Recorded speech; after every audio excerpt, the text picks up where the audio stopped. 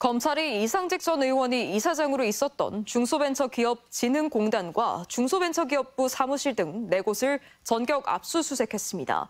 중진공 이사장 임명이 문재인 전 대통령의 전 사위를 태국 법인에 채용한 대가가 아니냐는 의혹을 살펴보기 위함인데요. 검찰이 문재인 전 대통령에 대한 수사의 신호탄을 쏘아 올린 것 아니냐 의견이 분분합니다. 허연우 기자입니다. 지난 2020년까지 이상직 전 국회의원이 이사장으로 재직한 경남 진주의 중소벤처기업진흥공단 본부.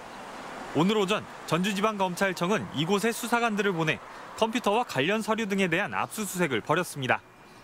같은 시각 세종시에 위치한 중소벤처기업부 사무실과 인사혁신처를 포함해 4곳에 대해 동시다발적으로 압수수색을 벌인 검찰.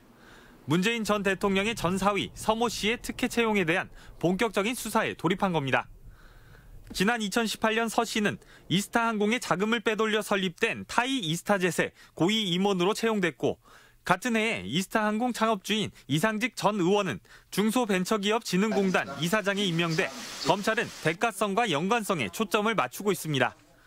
검찰이 이번 수사에 적용한 혐의는 공무원에게 적용되는 직권남용 권리행사방해죄. 하지만 문 전 대통령이 피의자로 특정됐는지 여부에 대해 구체적으로 확인해주기 어렵다며 즉답을 피했습니다. 앞서 시민단체가 문 전 대통령을 고발한 데에 이어 여당이 수사를 촉구해왔지만 증거가 해외에 있다며 1년 가까이 잠정 중단됐던 수사.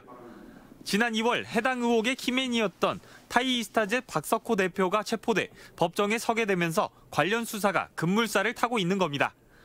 별건인 71억 배임 수사를 통해 혐의 적용의 전제 조건인 이상직 전 의원의 타이이스타젯 실소유 여부가 확인됐다고 보고 검찰이 다음 단계에 돌입한 것으로 풀이됩니다. 전 정권에 대한 정치보복이 아니냐는 일각의 시선도 여전한 가운데 이번 강제 수사가 어떤 파장을 불러올지 관심이 쏠립니다. MBC 뉴스 허연호입니다.